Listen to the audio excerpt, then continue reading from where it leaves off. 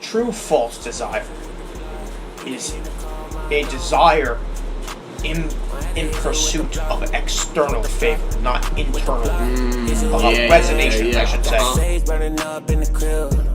Shawty wanna see how I live. First I gotta see what a vibe like. You know that it come for good the whole night. Pain on a young nigga's mind. Meditate all of the time. It's like when you reach that checkpoint and you realize that you don't want to be at that checkpoint, right? Yeah. You want to be somewhere else. It's like you've put so much effort and time into that desire, right? And then it's finally manifested, and then you're like, shit, dude, I actually don't like this. Because like it's caught, like your vision has, since it's now in the present moment, and you can really experience it for what it is truly. You can see it for what it is, and you can experience it rather than in the imaginary world, in the hypothetical world, that leaves out a lot of forces and information and detail. You can experience it whole, right? And how it is within your life situation and circumstance. Yeah. And so, those false desires, when you jump into areas, you gotta be really careful when you jump into these areas, right? Yeah. Because when you look at areas, and you're like, dude, I want to be a social media influencer, right? And then you start embodying a social media influencer, whatever they're doing, right? Yeah.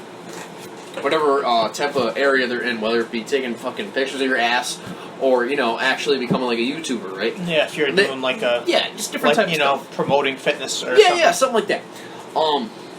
And so like once you finally, let's just say you gain a following, right? Either you'll be like, okay, I can do so much with this. I can build a business. I can build my own personal brand. But I also feel the standard to like meet that physique. I also feel the pressure of other people's viewpoints. What people you really feel the effects in that moment of what it's like to be a perceived influencer, right? Yeah. And a lot of people get depressed. A lot of people have a negative emotions, distress, right? Along with like, I wish I never got into this. And it's almost like they signed their soul, man. It's almost like it's too late to go back. Mm-hmm. But there is a lot more flexibility in that area.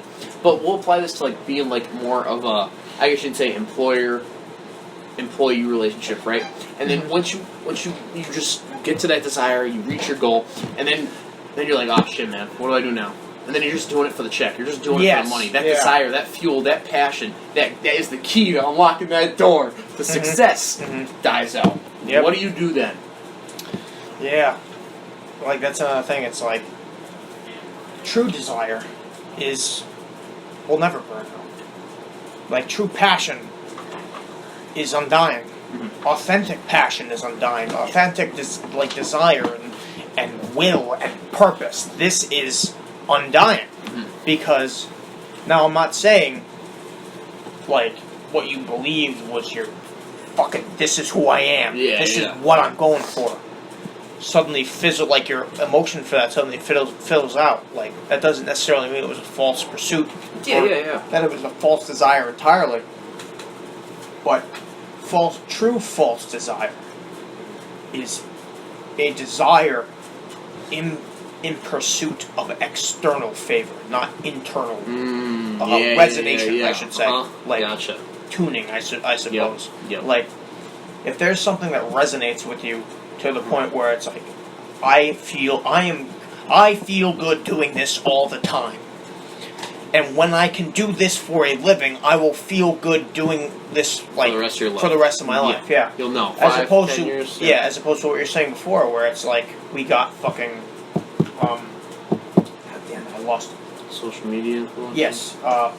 Okay, yeah. If you're doing it for the fame, for the attention, for the money, and then you hit these checkpoints, and then you realize there's nothing there, it's a false pursuit, or a false desire, because you're pursuing a means many people would wish to achieve because they enjoy it for the purpose of superficial, worldly desire. Mm.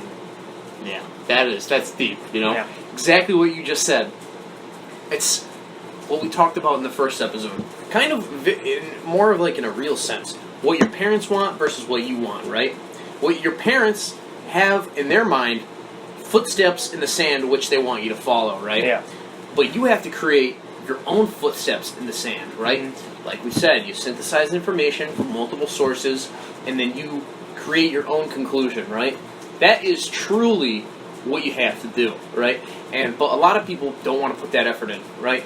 And even myself, I'm guilty of it. I'm sure maybe you are too, you know? And it's like, I'm not trying to speak for you at all, you know, but it's just like natural human nature. Like, dude, I don't want to fucking do that. Like, I don't want to go research all this shit, you know? But with MMA, it's like, you know, you embrace the suck. You embrace all this type of stuff.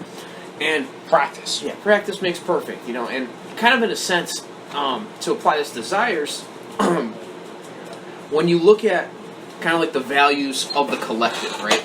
Yeah. Versus the values of your own, right? And the beliefs, the morals, just like how you act and what you place a lot of your attention on, because that is what creates beliefs, right? The more we place attention on something, the more it manifests within our actual reality, right? And it shows up within our conscious field.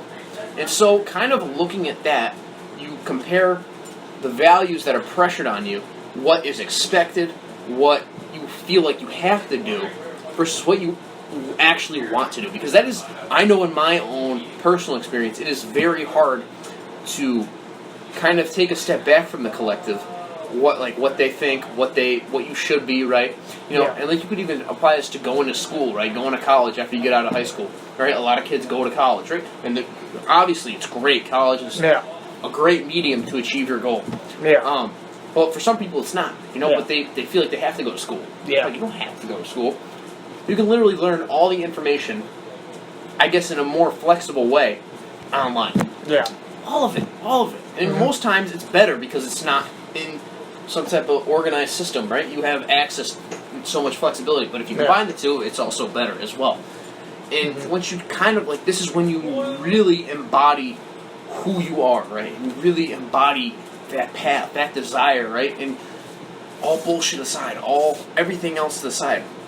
Maybe what you do want to desire is in that path of the collective. I've done it, you know, but you really got to find that out for yourself. And if you're falsely pursuing like attention, fame, all this type of stuff that literally fuels human ego, the false self, right?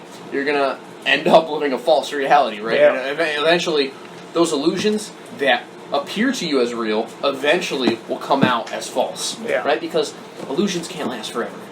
Right? You can only suppress your problems, emotions, for so long. And so once you finally become aware, you see the light, and you find out what you really want, that's when shit gets real. Yeah. Yeah. Like, I couldn't have said it any better myself. Like, it's very easily to get caught in a false desire very much due to outside opinions and perspective. They very much try and narrow your focus as who they believe you should be, as opposed to who you should be within yourself. Yeah. They try and sway you from the path of authenticity. And it is your responsibility or not responsibility, but it should be your desire to free yourself of other people's chains. Like, desire is the true path, pretty much, that you believe, like, that you should have. Is like, it's hard to explain, but it's like, it is a rope made of fog. You know it's there. You feel it pulling you, but you can't grab it. You can't explain it. But other people, it's a chain of fog. That's what it is. But other people attach those chains of fog to you. But they have tangibility through their words, through other people's actions influencing your own. I think go ahead. Yeah, but you get caught in that stress of stuff, like people trying to steer you for who they think you should be, as opposed to becoming who you need to be, or who you want to be. And you know, dude, the fog chain, that is great, because I think that literally describes, like, perfectly what we're trying to get at, right? And those other chains that,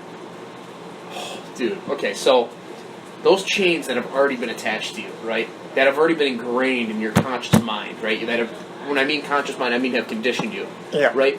And so it's almost as like the more you let go, the more you let in, right? And so the more you let go of the, let's just say, I'll say in my own personal experience, that throughout my life I have been heavily conditioned by external factors, right? External perspectives, and I have heavily neglected my internal state. Meaning, like, I'm not saying I've been depressed, or like I've been heavily depressed or have distress, but in a sense that I have not been aware of my internal state. That's what I mean by that. And as you begin to let go of the cover, you begin to uncover what has been covered through conditioning. Sage burning up in the crib. Shawty wanna see how I live. First I gotta see what a vibe like. You know that it come fuck up the whole